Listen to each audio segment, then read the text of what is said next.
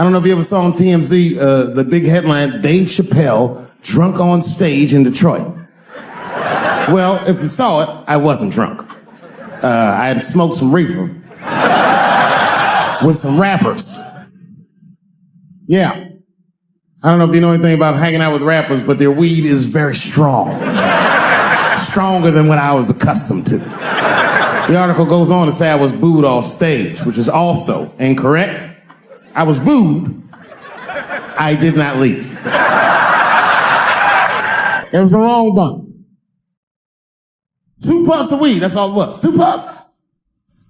I never had that happen when I take 2 puffs of weed. I looked at the guy next to me, I was like, I'm gonna bomb, I can feel it. And that guy called my name, Dave Chappelle. He was like, you know, normally when you do a comedy show, you guys don't know what it looks like up here, but he's looking up at you like. That's how the show started. It didn't take long for the faces to switch up like, they started looking amongst themselves. So I knew I wasn't doing good. I don't remember what I was saying. Help me! It just took one person to break the ice. It's a black lady with the Ford Motor shirt on. She stood up suddenly. You, Dave Chappelle. I said, excuse me? She said, I worked all week for this and this show sucks. And in a weird act of racial harmony, a conservative white guy stood up and backed her up. Yeah! The whole crowd banded together and started chanting, we want our money back. We want our money back. I said, oh, I snapped out of it. Good people of Detroit, hear me. Hear me now. You will never get your fucking money back. Ha! Got him! Ha! Got him! I said, I'm like Evel Knievel. I get paid for the attempt. I didn't promise this would be good. Boo, they said, This went on for a long time. And then after the show, I felt so bad, I took half of the money from the show, thousands of dollars. I said, I'm going to give this to charity. You know what I did? I bought $25,000 worth of bubble gum and drove around Detroit and handed it out to the homeless so they could chew it and still be hungry. I was very mad at Detroit that night. Because not only did I bomb, I had to go back to the very same room the next night and do it all over again. Fucking nightmare. That would be like if you were having sex with a woman and for some reason, this would never happen, but for some reason, she had a mouse trap in her. You get caught in the trap. And then you got to fuck her again tomorrow night. I'd still do it, but, you know, I'd be careful the next time. The old mouse trap in the trick, eh? Fool me once. And I wanted to give up sometimes. I almost did give up, but then right before I gave up, I decided not to. But I made the call. They answered the phone. Hello? Dancing with the Stars. I said, not yet. Not yet. Oh, if you see me on that, it's over. Trust me. My spirit is broken. If you see me waiting for them judges,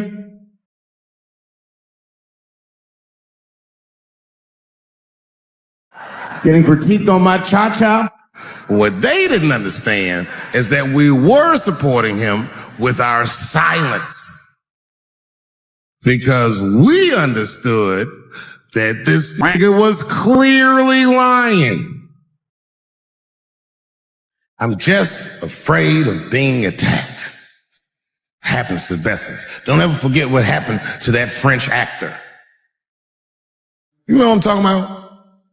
Juicy Smouillet. He's a very famous French actor.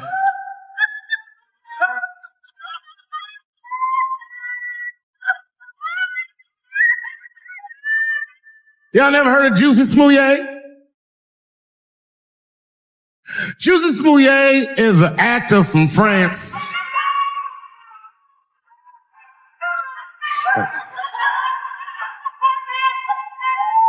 And he became famous on a show called Empire. One night, He was in Chicago late at night and was the victim.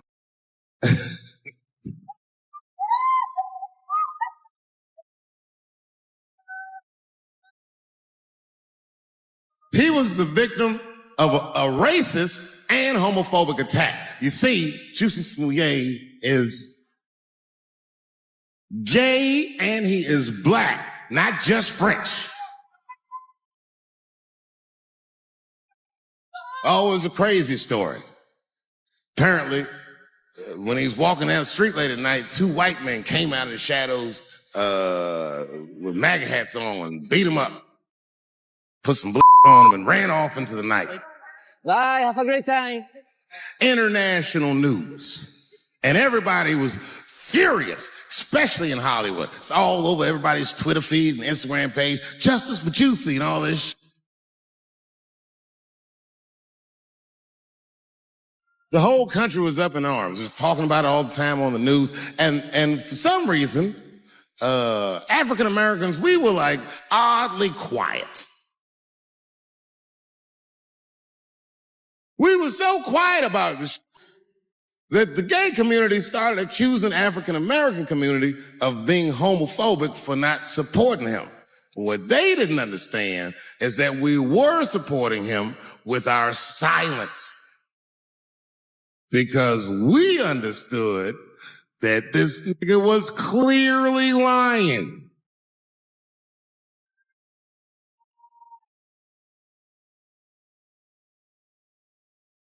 None of these details added up at all.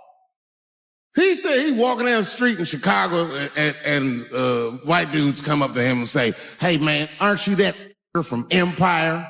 Does that sound like how white people talk?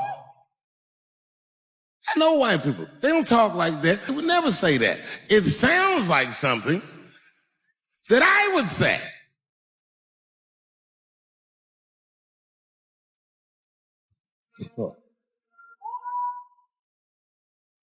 If you're racist and homophobic, you're not even gonna know who this nigga is. You can't watch Empire. Can you imagine if you was a police veteran taking this kid's police report? Okay, Mr. Smouye, please tell me what happened. All right, you're 2 a.m. You left the house at 2 a.m. It's minus 16 degrees. And, all right. You were walking. You're walking. All right. And where were you going? Subway. Sandwiches?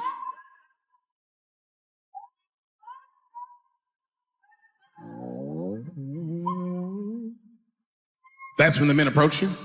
Did you see them? Do you have any? Okay, what they have on? MAGA hats. MAGA hats on in Chicago. Excuse me 1 second, Mr. Smouye. Frank, come here for a second. Find out where Kanye West was last night. Right here.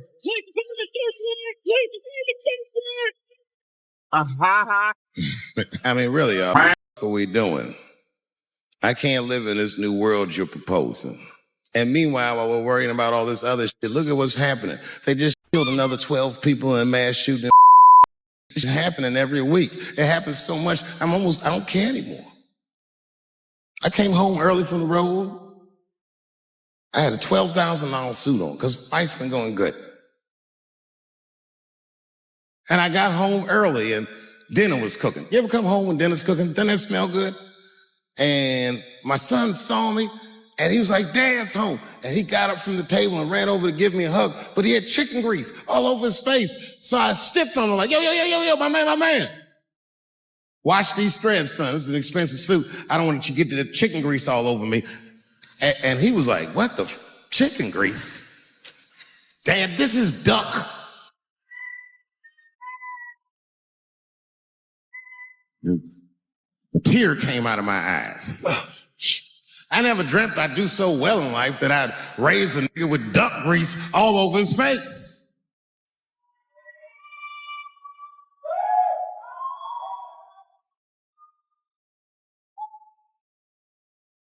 And we sat down, we just talked about everything. I was telling my wife about how my shows were going, and I told her my trans jokes, and she was like, oh, I hate that joke. And you know why she hates the joke? Because she's Asian. Hey, everybody, I'm Chinese. What? This is how I feel inside. But you know what I mean? I don't make that face at the house unless we're really fighting.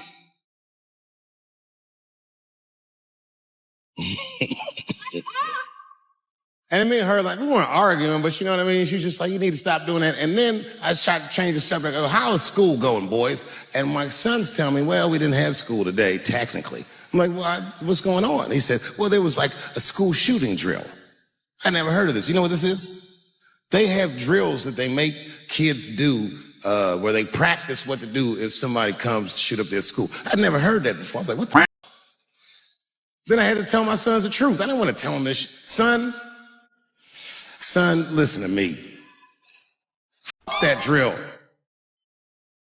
Somebody comes to your school and wants to shoot it up. I'm just going to be honest with you. You probably going to get shot. I'm just being real. You got a famous dad. I talk a lot of They're going to be gunning for you, little buddy. Just stay low and run in a zigzag pattern and don't try to save anybody, son. Do you understand me?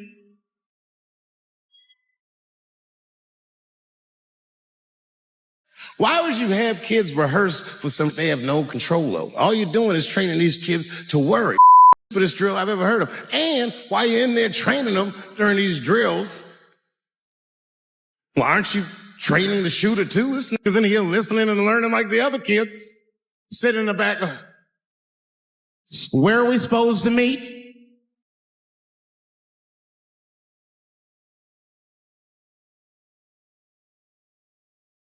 If you're a parent, it is terrifying. It is real scary. All the parents is looking at each other crazy because we know as parents that one of us is raising the shooter. Just don't know which one of us it is. All we know for sure is that if you're a white parent, the chances that it's you is exponentially higher than the rest of us. And shooting up school is a white kid's game. Crazy. You know, I hated school too. It never occurred to me. Everybody in school is crazy. Just do what I did. Try some things. Have you skipped school? Just skip school. Take a walk and meet some other kids. Try drugs. Have you tried drugs? I might.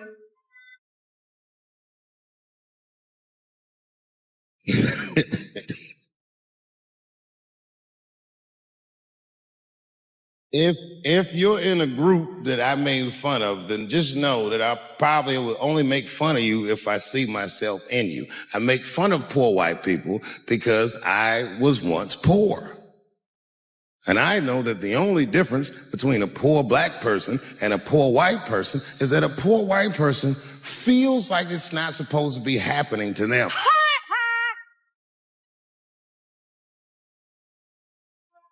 Everything else is the same. I know what it's like to have a cold house. I wasn't allowed to touch the thermostat growing up without asking my father. And it would be freezing in the house. I'd be like, Dad, please, can I please just turn the heat up to like, I don't know, 32? It's really cold. And my dad would say, just put more clothes on, David. Got all three of my outfits on. When you look at me, I'm freezing up here. And he said, just don't think about how cold you are, David. And I said this, I didn't say it to him, but I said it in front of him so he could hear it. I said, I hate being poor. And my dad got really upset. He didn't scream or holler. That wasn't his way. He just threw his newspaper on the floor and he said, David, David, David, you are not poor. He said, poor is a mentality. He said it's a mentality that very few people ever recover from. Don't you forget it, son. You are broke.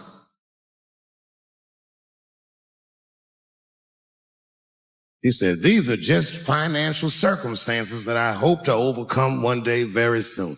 And I said, well, Dad, whatever you want to call this, it's wildly uncomfortable.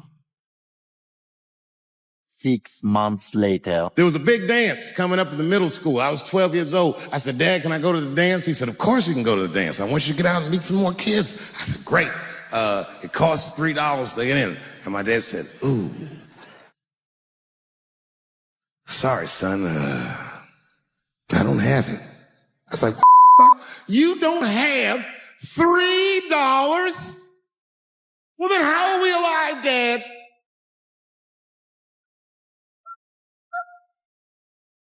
Wish I found some way out of this hell. I'd do anything to not be poor. I will show Michael Jackson my anus if I get a chance. I just gotta get out of this hell. Dad said, if you want to go to the dance bad enough, I'll tell you what, there's some money in the change jar, get the money from there. I was 12 years old, that's what I did. I showed up to the dance early. There's a long line of kids waiting behind me while I'm at the door trying to count out 300 pennies to get inside.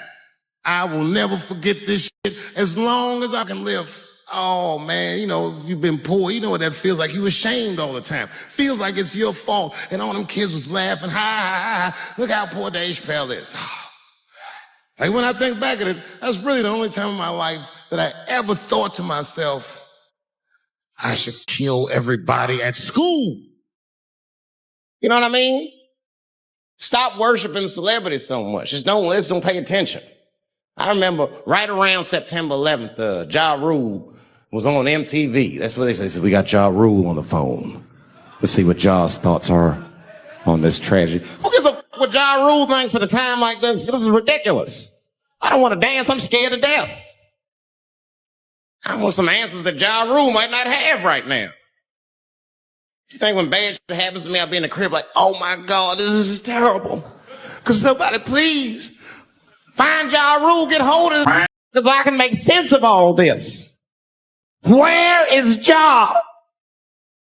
Add me Ja Rule.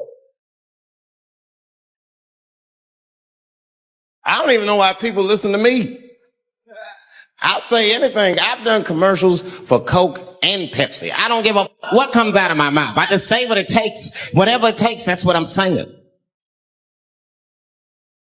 If you want to know the truth, can't even taste the difference. Surprise! All I know was Pepsi paid me most recently, so tastes better. It's pretty much how the game goes. Society's changing rapidly. Can't smoke indoors. What's that all about? I got kicked out of titty bar for smoking. Ah! No, that shit was ridiculous. So the stripper did it. The stripper came up like, your smoking is a health risk for me. I don't want to work in this kind of environment. Okay. Spit, you have your gonorrhea infested in my face. You started it.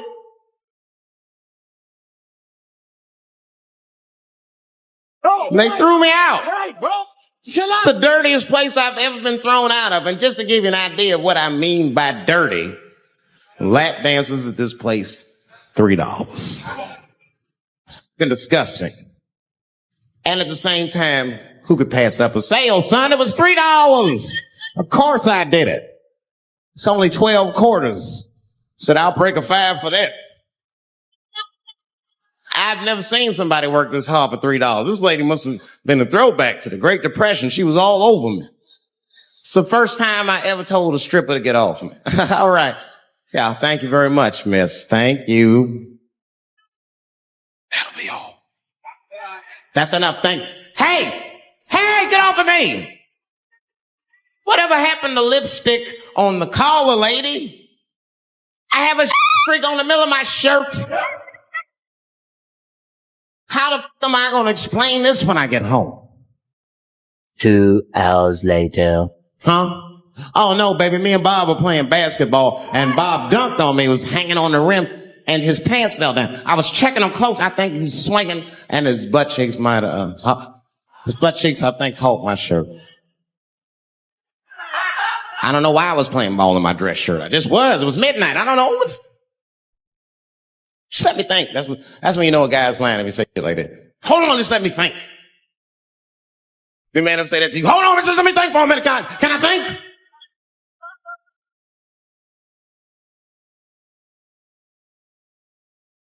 I seen one crackhead trying to break into somebody's car, man, and it struck a chord with me. I tried to stop. I said, hey! And he looked back and saw me and said, oh, keep an eye out. I said, that was me that said that. I'm not trying to help you. I want this to stop. Crackheads are like that. I had a crackhead break my car window one time. Broke it. You know he stole? A candy bar I had lying on the seat. That's all he took. The goddamn candy bar. I was so mad. I drove around the neighborhood 5 hours looking for a crackhead with chocolate on his face. I did that. I finally found when I grabbed it, I said, hey man, what's all this chocolate on your face? He looked confused. Chocolate? This is doo-doo, baby. I said, ah! Oh, man. This place is insane. People only see the surface. They see the division in our foods. Just because I eat chicken and watermelon. They think that that's something wrong with me. Let me tell you something. If you don't like chicken or watermelon, something is wrong with you, mother. There's something wrong with you. Where are all these people that don't like chicken and watermelon? I'm sick of hearing about how bad it is. It's great. The only reason these things are even an issue is because nobody knows what white people eat. You've been very good at keeping that shit a secret amongst yourselves. I study white people.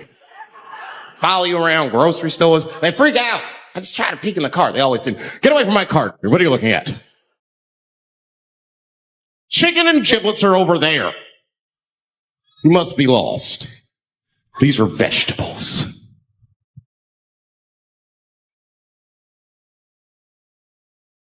I know what you drink. See how quiet I got? Grape juice. Surprise, motherfuckers. You didn't know I knew about grape juice, did you? Oh, don't play dumb with me. Look at what is it? A lot of black people don't have the privilege of knowing about grape juice because they have great drink. It's not the same formula that you get. Ain't no vitamins in that. You might have one of your black friends over. Todd, would you care for a glass of grape juice? What? Yeah, what the is juice?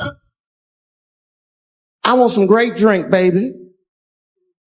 It's purple. I don't think I know what a grape drink is. What? I have some apple juice if you want. What the is juice? I want some apple drink. Scream. Remember that commercial for Sunny Delight when all the kids run in from outside playing? And they all run to the fridge. All right. I got some purple stuff, some Sunny D. As soon as you say Sunny D, all the kids go, yeah! Yeah, boy! Watch the black kid in the back. If you ever see that commercial again, look at that black kid. He'd be like, I want that purple stuff. That's drink. That is drink. They want drink.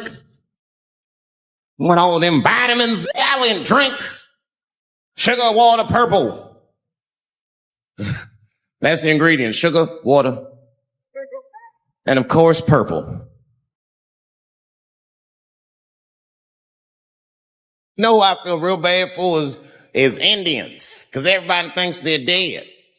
These motherfuckers are not all dead, all right? With my own eyes, I've seen a gathering of 1,500 Native Americans. They were all gathered in one place. The place is called Walmart in New Mexico. There's Indians everywhere. I'd never seen Indians before. I wasn't even sure if they were Indians. I was fucked up, but I asked one of them. That's not nice, but I seen him in the sports section looking at bows and arrows. I had to say something. Excuse me. I don't mean to be rude. Are you an Indian? And he was cool. Yes. Yes, I'm Indian. Still didn't believe him. I had to test him to be sure. It's up. But I had a gum wrapper in my pocket, so I balled that shit up and I threw it on the floor. And a single tear came out his eye. I said, oh, I had so many questions. So what tribe are you from? I am a Navajo. I said, word. I studied you in social studies. You're a hunter-gatherer, correct? He said, I guess so. That's what you wish to call it. I said, why? What do you call it? He said, I am an alcoholic.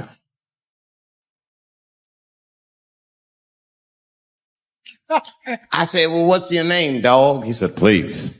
Dog is my cousin. That's a good guess. My name is Running Coyote. What is your name, friend? And that caught me off guard. I mean, I didn't want to say my name was Dave to a motherfucker named Running Coyote. This don't feel good enough. He was putting me on the spot. I said, huh? My name, what? Oh, my name's Blackfeet. Then I changed the subject. Forget about me. What's going on with you? I want to meet your chief. Why don't me, you, and your chief and your friends get together tonight? We could have a real live peace pipe smoking ritual. We need to celebrate. I thought you were dead. And he set it up. It was beautiful. It was just like I dreamed. We was all sitting around. The Indians was beating the drum. Some other Indians came out the back with a long blanket that was folded in half and put in front of us. Opened that shit up, and on the blanket was a long wooden pipe with feathers. And bags of weed were all over the blanket. Chief walked over.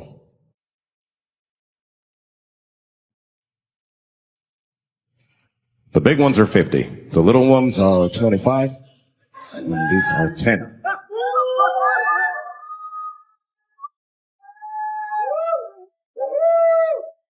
How old are you, young man? You. 24? You don't know shit. You don't know shit. You gotta Google shit that I lived through. See, this is why I lock motherfuckers' phones up. Seriously. Because the young kids, you guys, look, you need to take a break from that. We all need to break just from that technology, just for a minute. You know, I'm from a different time, young man, a dark time to you. I'm from a time that I didn't even used to know who was on the phone until I answered the. I remember I was 12 years old, and the teacher wheeled a television set into the classroom. And she turned it on to one of 3 channels. And she said, class, the space shuttle is taking off, and we're all going to watch it take off. Man, that shit was going great for like 3 to 5 minutes. That's right. You remember, it exploded. Right on television. Everybody on board. Dead. Immediately presumed dead. It was so bad, the teacher looked at all the kids and was like, you can go home. Bye, have a great time. It's a damn national tragedy. This was Cold War America. The Russians were laughing at us. My point is, for a guy your age, wouldn't even know the pain, because in your generation, it's like the space shuttle blows up every fucking day. This is the age of spin. The age where nobody knows what the fuck they're even looking at. Hello. Did you know that Planned Parenthood was for abortions? It's for people that don't plan things out at all. That's right. So a guy your age doesn't really know how he feels. Are you pro-choice? Are you anti-consequences? What does it all really mean? I am so confused. It's easier not to care for you. But for us, we were trained to care. We were raised that way. I used to watch a cartoon when I was growing up called the Care Bears.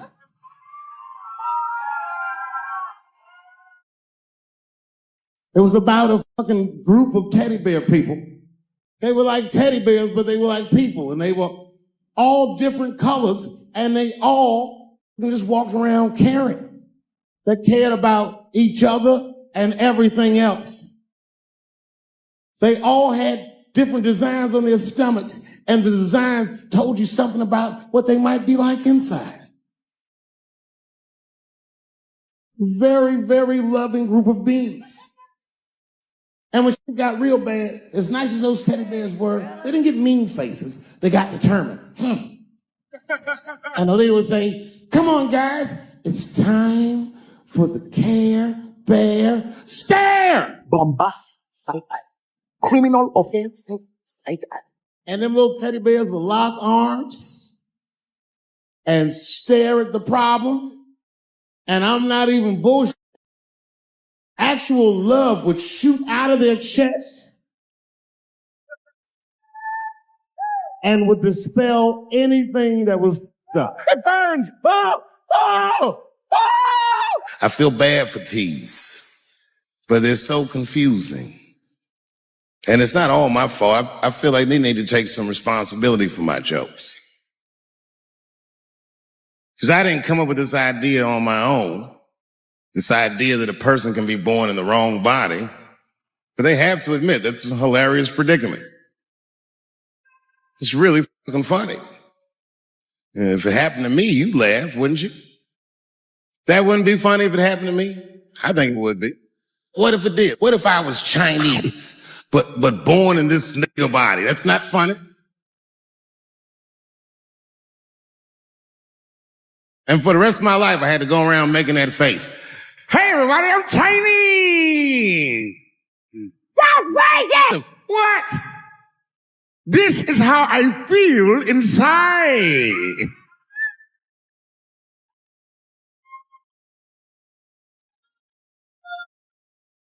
I know it's fucked up, but I tell you the truth.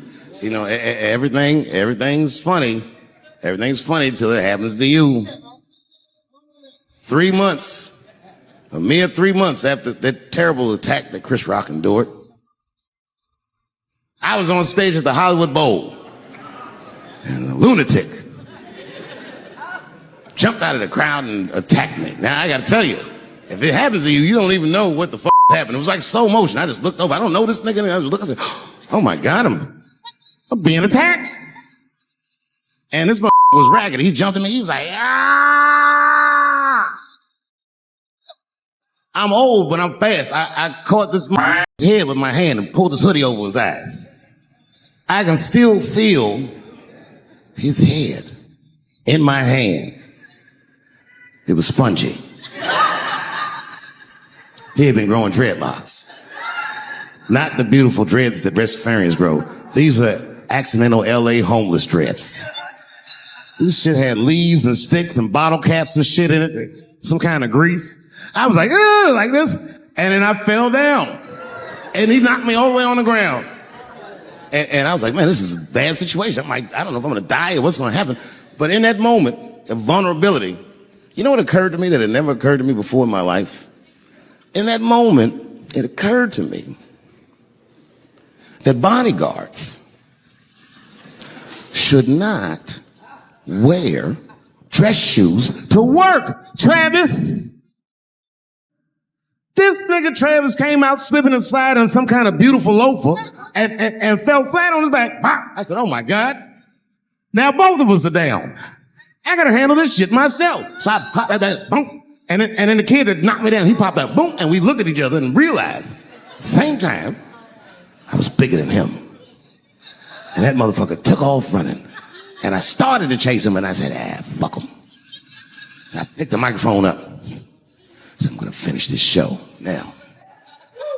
That's right.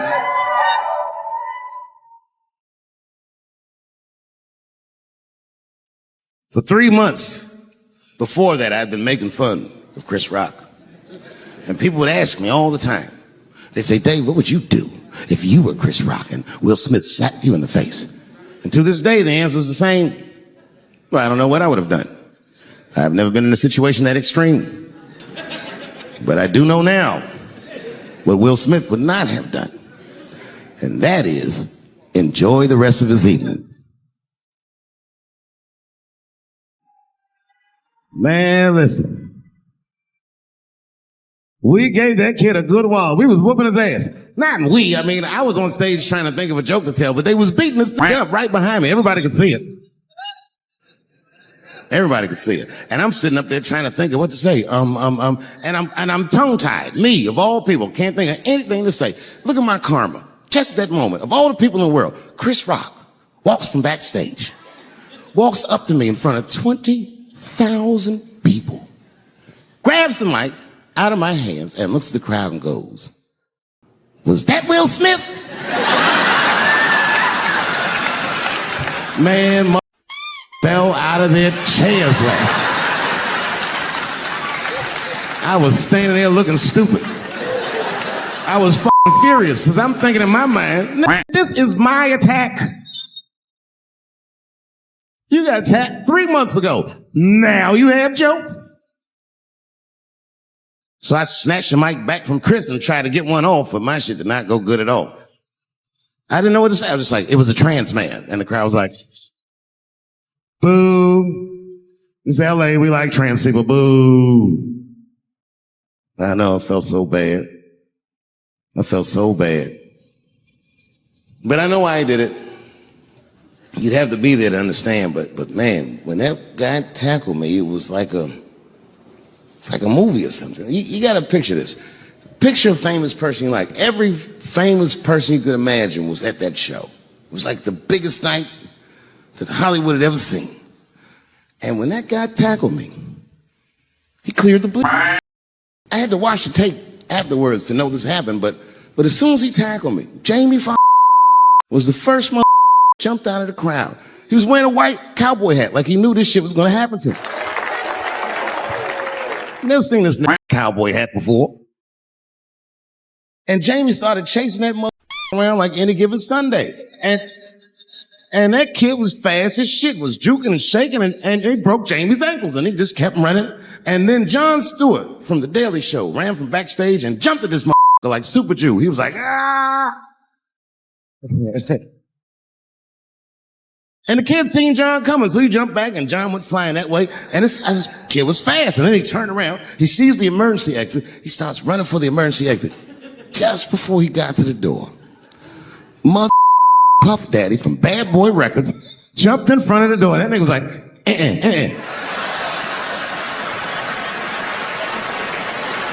Boy, Puffy got that money. And then every celebrity just ran out because every celebrity saw themselves in me, and they just started beating the kid. And I know Chris was backstage looking like, nobody helped me. Everybody hates Chris.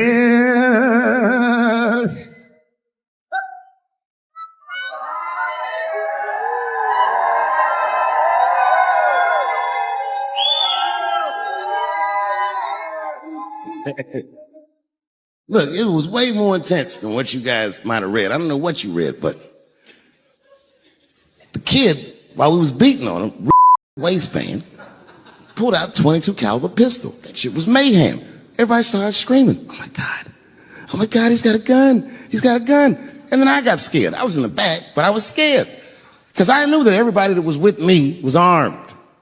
Yes. If they had shot and killed this kid on stage at the Hollywood Bowl, like I pay you to do, Travis,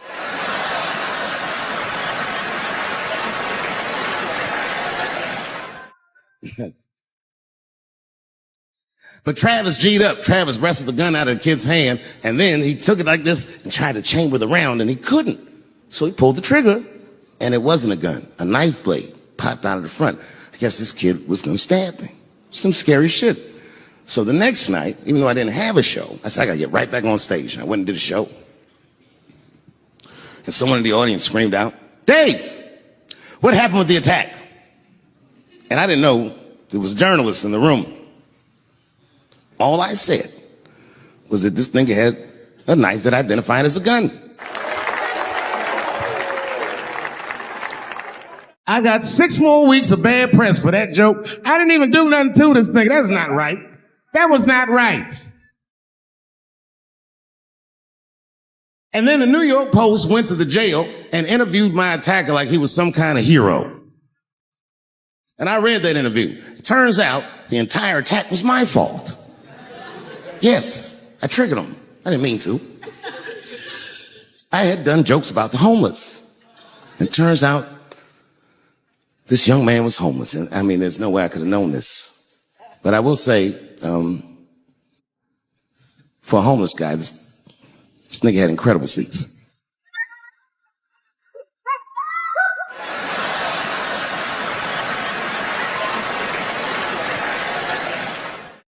Oh, and they said I triggered him because I had done LBGTQ jokes, and it turns out this fellow was a B. That was the headline in the article. It said, Dave Chappelle's alleged attacker is bisexual. I said, alleged attacker? This definitely attacked me. I'll show you the tape. He's allegedly bisexual. I'm going to need to see him suck somebody's dick before I believe the rest of this article. I read that shit in the paper. I was horrified. I was like, oh, bisexual? I could have been.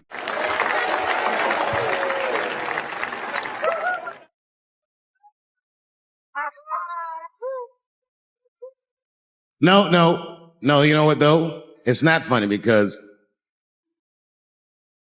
after all that madness ensued,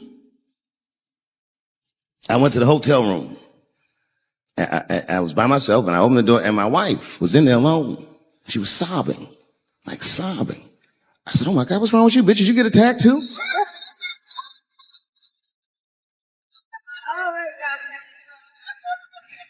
And she's crying. She said, oh my God, David. She said, if you had died tonight, me and the kids would have nothing.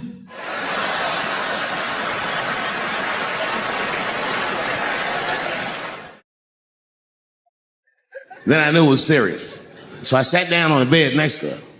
And I reached in my pocket, I pulled some keys out that she had never seen before. She said, what are those keys? And I gently placed them in her hands. I said, sweetheart, those are the keys to my safe deposit box. God forbid anything ever happen to me. But if it does, don't even worry about it. You and the kids have everything you need in that box. I've already taken care of it. And she was looking at them keys, and I could see her mind realize what we were actually talking about.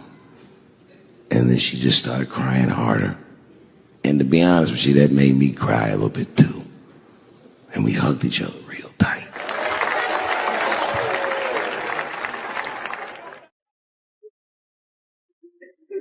Do you know this bitch looked in the box while I'm alive and well? Who does that? Oh my God.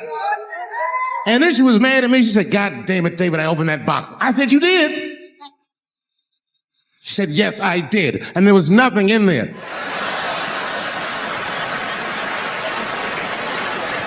I said, nothing? Oh. She said, nothing except your joke book. I said, I said, well, sweetie, look. If you tell those jokes exactly how they're written, you and the kids should be fine. They're really good jokes.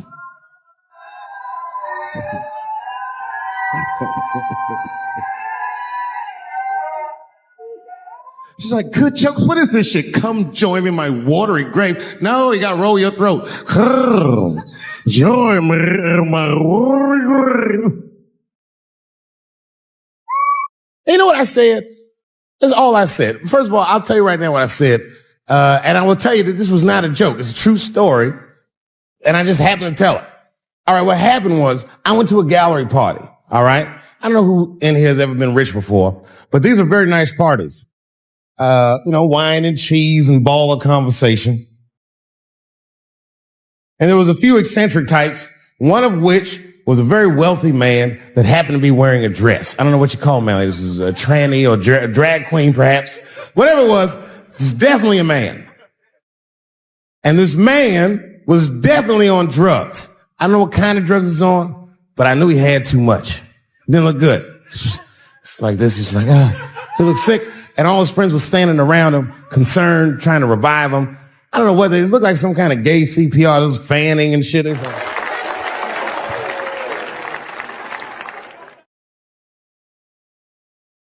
I saw all this from a distance. Now, I should have minded my own business, but I got curious. I was like, oh. And I went over there. All I said, excuse me, gentlemen, is he okay? And then they looked at me like I was evil. Oh. She is fine. I said, word? Oh. I'm sorry, I didn't know this is what we were doing. Here's my thing.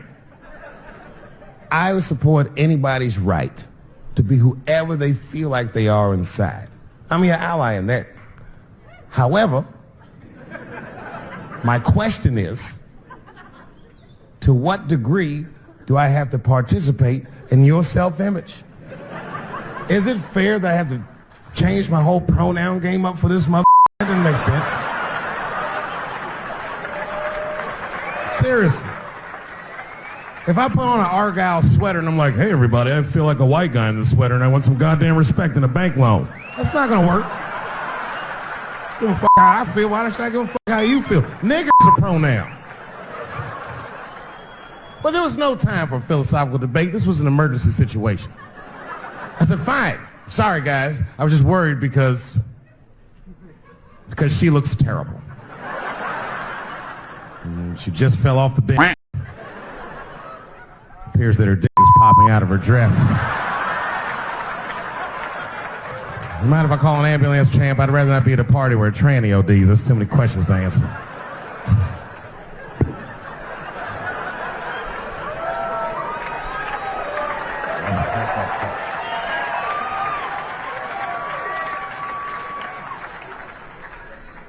Okay, I've been through this before. I had a friend from high school. Now, in high school, this guy was a thug, right? He was a fucking dope boy. He did it all. He's a wild dude. People used to be very scared of him. And then after high school, word on the street was he'd come out the closet.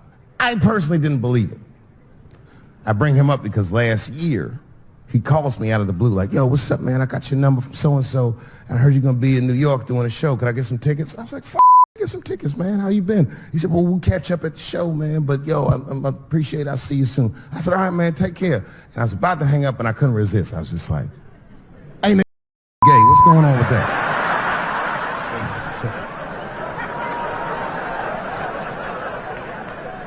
And I wish I didn't ask. Because he sounded like he was dying to talk about that shit. And he had a long story about it. And it's not that I didn't care. But I was, I don't like talking on the phone. I was watching TV at the same time. So I just wasn't really paying attention like I should. But I was trying to sound supportive, but I didn't really know what to say. So I was just like mumbling shit throughout this conversation. I was just like, well, nigga, you gay. You just gay.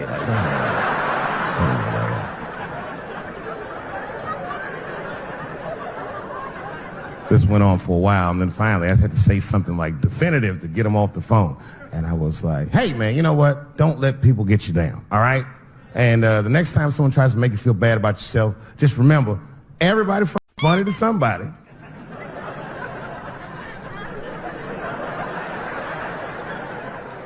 He didn't like that shit. He's like, what the does that mean? I said, huh? He said, you saying I'm funny, mother? I said, no, that's not what I'm saying. I'm saying everybody's different. He said, you ain't say different, nigga. You said funny. What's so fucking funny about the way I fuck? And I said, hey, man, I fuck feet. He said, what? Oh, this is not a joke, ladies and gentlemen. I get women to squeeze their feet together like this, and I fuck them right in that little space in their feet. But you can't build a community behind that shit. There's no flag for us. That shit made him laugh. And the next day, after the show, I saw him backstage. He was like, yo, what's up, man? I'm like, oh, shit, what's going on? And he had his buddy with him. He goes, Dave, I want you to meet Manuel. Manuel's my fiance. We're in New York getting married because it's legal here. I said, well, congratulations, fellas. And Manuel was like, gracias. And he went to go get some drinks. And then my buddy looked at me. He was like, so, Dave, what do you think? And I started mumbling again. You gay, nigga, you know, just gay. He said, yeah, I'm a little nervous about getting married, man. It's a big step. I said, yeah, it is. It's a big step. He said, well, you've been married for a while. You got any advice for us? No, I'm married to a woman. Sorry about that. And he corrected me. He said, no, you married the person that you love. So it's essentially the same. I said, you know, man, the problem with that statement is that it makes the assumption that I love her. But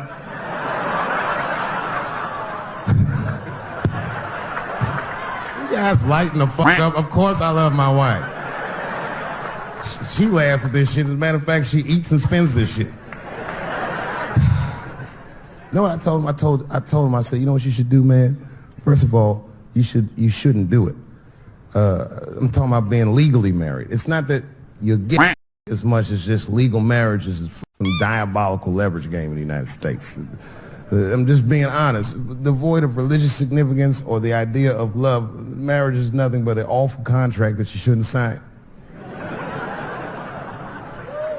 I'm just being real. Because you start out loving each other, and then like 2 years later, you're just building a case against one another for a hypothetical court date that may or may not ever happen. You throw being gay on top of that, that shit is explosive. Like it's that Ray Rice shit. Okay, right after Ray Rice went through all that shit, I was at a party and I met this kid, Michael Sams. You know Michael Sams? Very nice guy. He's the first openly gay NFL player. And Mike's a very nice guy, very brave guy. But when I met him, I couldn't help but thinking, now what's going to happen when Michael Sams beats up in the elevator? Is that domestic violence or is that just two fucking shit out in the elevator? You know what I mean?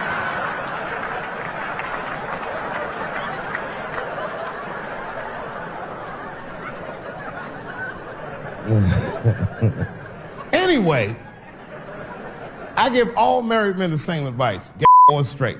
Get a dog. His dog will love you all the time, but she's not going to. It's real talk. I didn't even know about dogs, and my kids got the dog. They brought him home from the shelter, and I didn't even want him. They're like, can we keep him? I said, nope. I said, where did you even get this dog? They're like, we got him from the shelter. I was like, ugh. Probably something wrong with him. You can't keep him. And then my kids started crying and screaming like the dog had gambling debts. Please, Dad, if you don't let us keep him, they're going to kill him. I was like, oh. All right, you can keep him. And this dog was a menace. I hated his guts. Then one night I smoked a bunch of weed and I was eating a sandwich and Baba came over. Baba's the dog. He came over and was staring at me. This will make you very uncomfortable if you're just looking at you.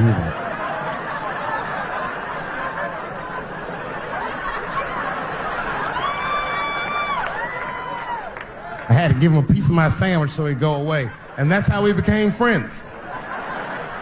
Now, if you see me walking down the street with Baba, I ain't got no leash or nothing. He walks right next to me. If I stop, he'll stop. And if I go, he'll go. And all my friends are like, yo, Dave, that shit is dope. How you train Baba to do that shit? I've never trained Baba. Just a messy eater. If I drop food and Baba's not around, all I gotta do is call him. Baba! He's a black dude's dog, so he doesn't come right away. He peeks first to see what's going on.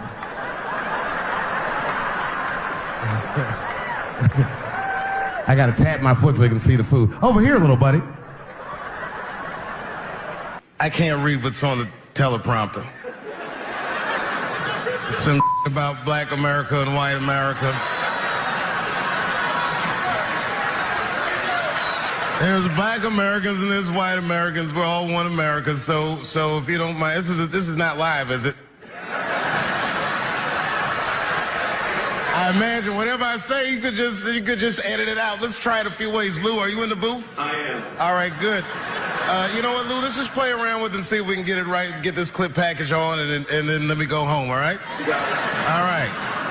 All right. Count me in. 5, 4, 3, 2, 1. Wu-Tang. I'm just with you, Lou. Let's do it again. We're gonna do it again. We'll get it right. Here we go, Dave. 5, 4, 3, 2. You know, when I was a comedian starting out in Washington, D.C., right here in this city, 1988, I'll never forget this. It was a comedy club owner.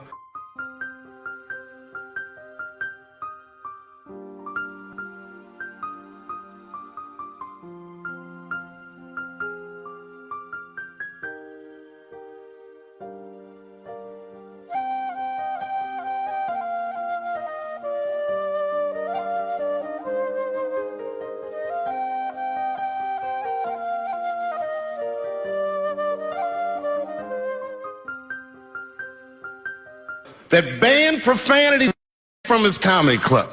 He said it offended his audience, and this was a cause of major concern for all the comedians in the circuit. And we all called a meeting, and we had the owners come, and it was the club owners, and it was the comedians. It was the classic labor dispute. The club owners laid out their case. There cannot be profanity in these clubs because that offends people. And there's a comedian who's still a good friend of mine to this day. He lives right here in Washington, D.C. He stood up and he said, he's black, I should tell you because it's important to the story. He says, I use profanity because I live a profane lifestyle. He says, I don't have an insect infestation in my house. I have roaches.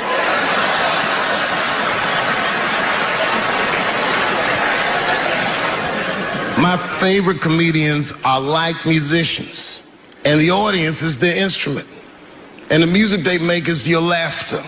And that's the laughter that I scored my entire life to. So now, some of my favorite American comedic composers. Thank you. When I lose my job, I lose my man. Treat me like a dog, he called me a dog. Yes, he did. What did he call me? An old dog. Sometimes I wished I was a dog and he was a tree. When you stop and think, football's a fair sport for my people. Only sport in the world a Negro can chase a white man and 40,000 people stand up and cheer him. See, in my neighborhood, the kids have a kind of a dubious reaction to that whole Santa Claus concept.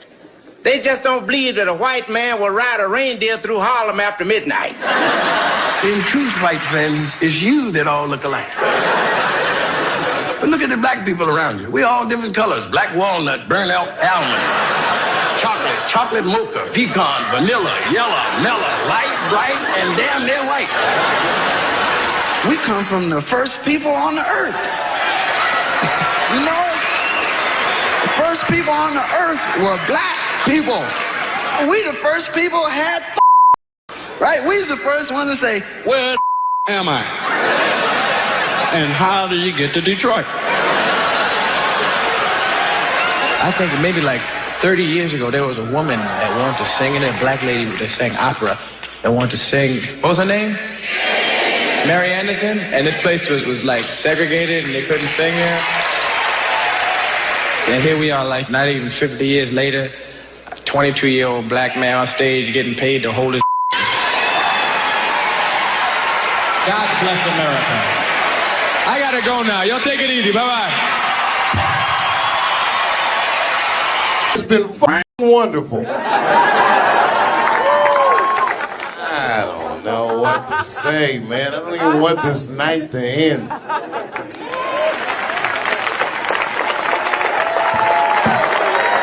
I promise you, whoever cares the most, I care at least as much as them. I know what I got, because I lost it all. I gotta tell you something, and I don't talk about it often. Have you ever worked all your life for something and have it not work out? That happened to me. It was tough. Think about it. I was gone for 12 years. It's not a little bit of time. It was hell. I watched other niggas that I knew become very famous. I watched the world go on without me. I mourned the loss of it. And after a while, I didn't care. Coming back was terrifying. I understand what I am. I really do, more than anybody. Like when they write about me in history, I'll be dead reading it like, yeah, I knew they'd say that. They say that a person can't dream of a face they've never seen. Can't believe that's true, but it's probably true. Boy, I got a long bank of faces. 32 years, I could close my eyes, I could think of any night. There's so many faces.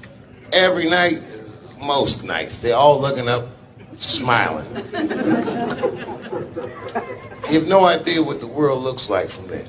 All different races, all different colors, all different kind of beliefs, just looking at me, smiling for 32 years, night after night.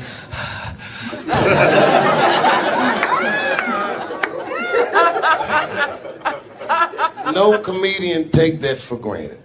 I swear to God, this might be the noblest of professions.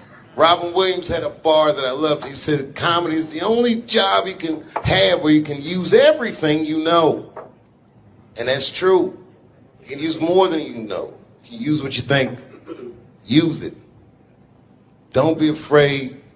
Don't let these niggas button your lip. Say it anyway.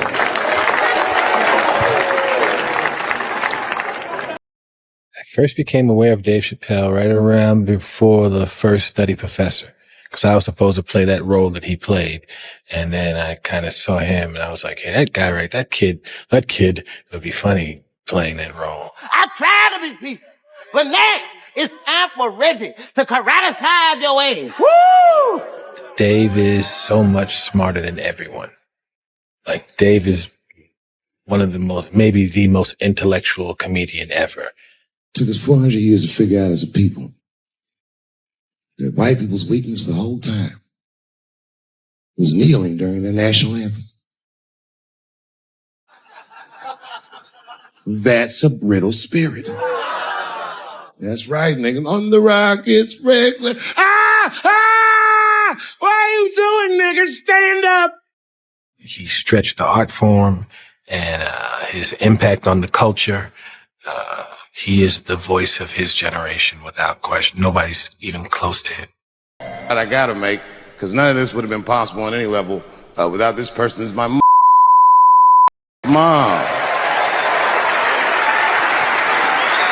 My mother. Mom. You have no idea what I put this woman through. If you had just given birth to me, that would have been more than enough. But the fact that she raised me and raised me well, we had a real oral tradition in our house. I knew the word griot when I was a little boy. A griot was a person in Africa who was charged with keeping the stories of the village. Everyone would tell a griot the stories and they would remember them all so that they could tell future generations. And when they tell them to someone else. And they say in Africa, when a griot dies, it's like a library was burnt down. And my mother used to tell me, before I ever thought about doing comedy, she said, you should be a griot.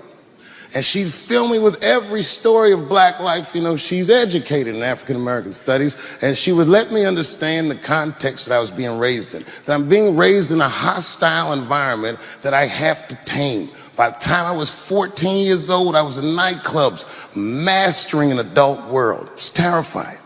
The crack epidemic was going on, and my mother would hear gunshots outside and be scared to death. Maybe it's my son.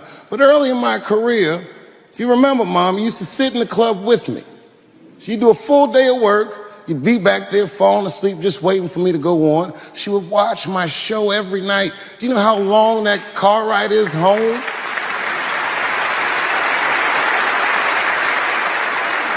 How many of you have ever heard your mother say, jokes were a little too much tonight, son?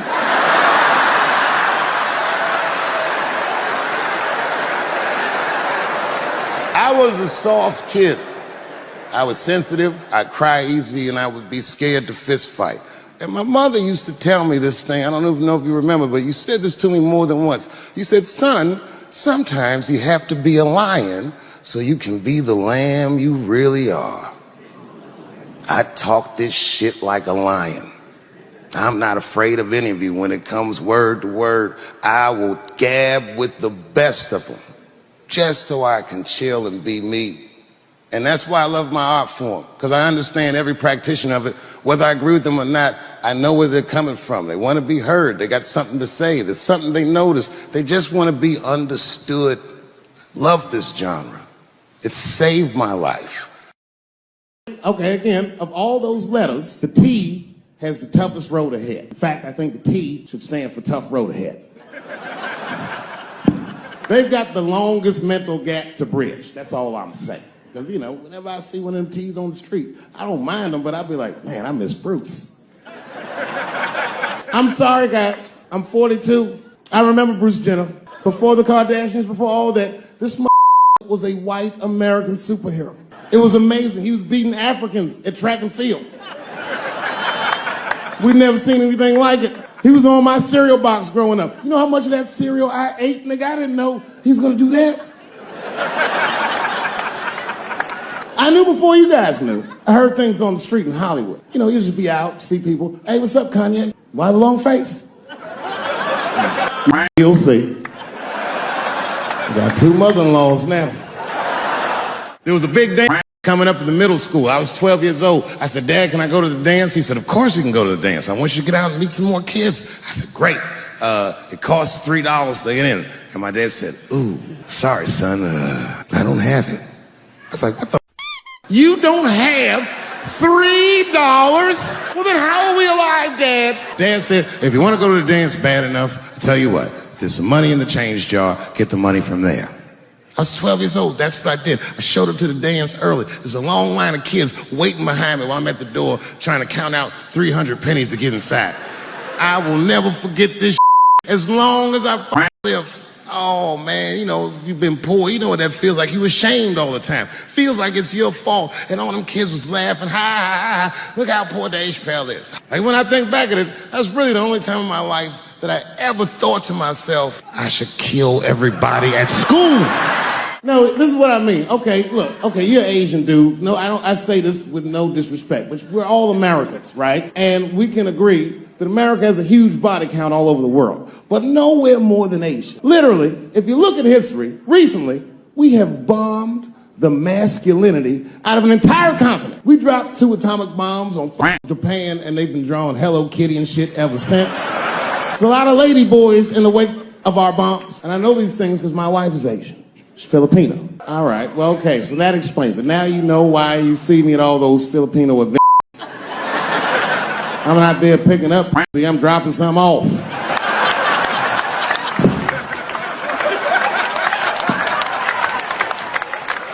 I take my wife to all that shit. I took my wife to see Pacquiao fight Mayweather. We sat ringside, okay?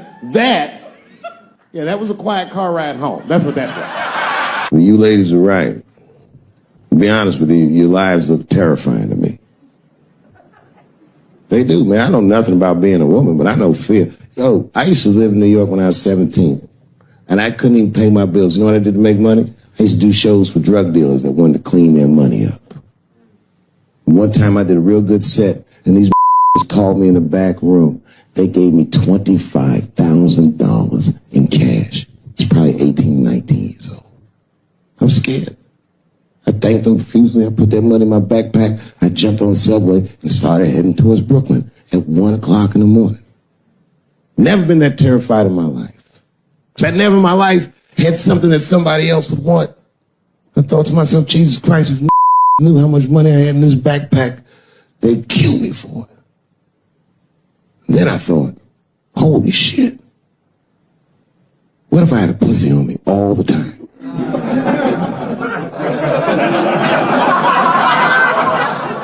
That's what women are dealing with. I'm gonna tell you right now. It's real talk. If them same drug dealers gave me a pussy and said, put this in your backpack and take it to Brooklyn, I'd be like, nigga, I can't accept this.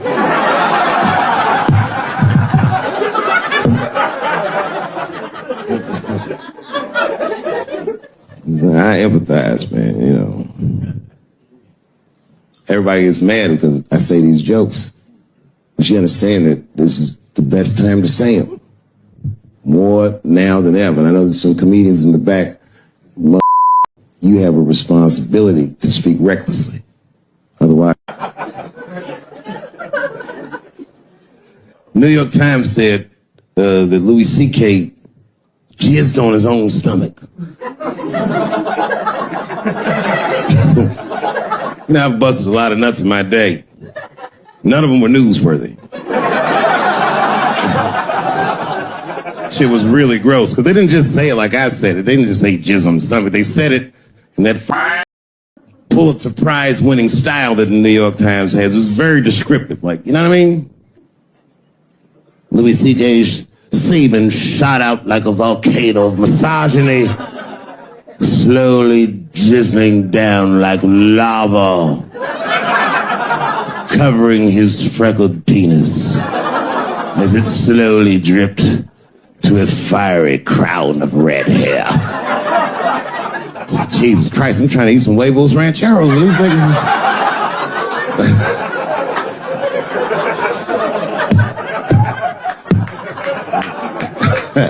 And you know, the tough part, being a comedian, knowing the mother, everybody comes up to me like, did you know? Did you know what Louis was doing? No, bitch, I did not know. You think we talk about at the comedy club? Hey, how was the weekend? Great, man. I was just jerking off in faces and coming on my own stomach, having a good time. You know how this business is. No, I didn't know. They act like we sit around like Grease. Tell me more, tell me more. Dixie, put up a fight. Dun, dun, dun, dun, dun, dun, dun, dun, dun, dun. Sorry, I don't know the choreography, but you get the point. You get the point. She was intense. But Louis was like the turning point. I mean, you know, all these allegations are terrible. Louis was the only... I shouldn't say this, but... His allegation was the only one that made me, like, laugh. Well, if you think about it... Because all his friends is reading it, and he's jerking off, and he's surprising people. He's surprising me.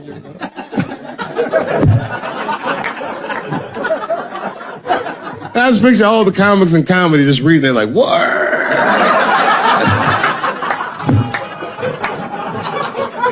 It's terrible. I know it's terrible. I'm sorry, ladies. You're right. You are right.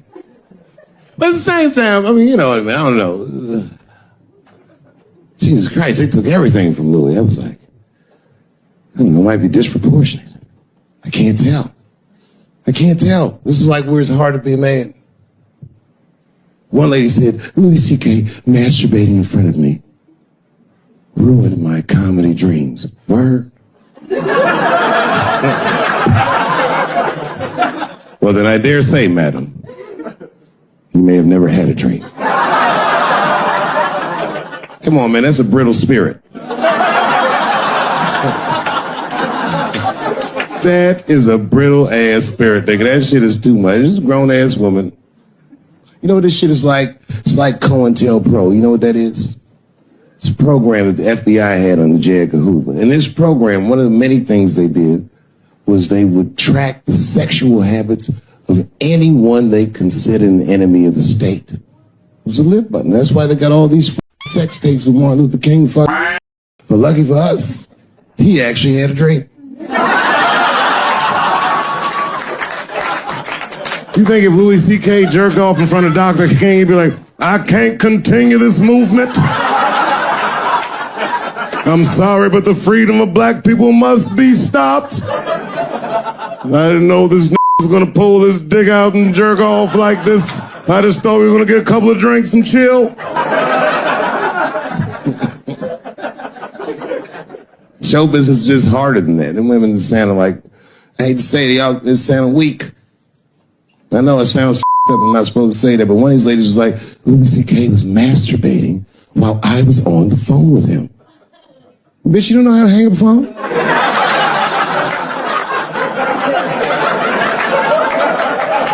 How the fuck are you going to survive in show business if this is an actual obstacle to your dreams?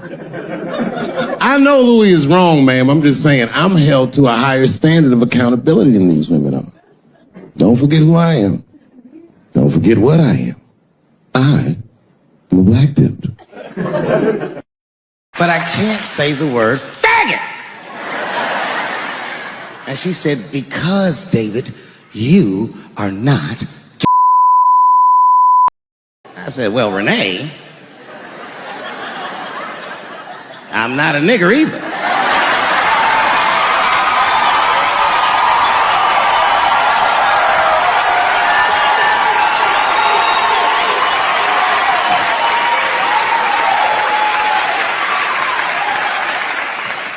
But you see, what I didn't realize at the time and what Kevin had to learn the hard way is we were breaking an unwritten and unspoken rule of show business. And if I say it, you'll know that I'm telling you the truth. The rule is that no matter what you do in your artistic expression, you are never, ever allowed to upset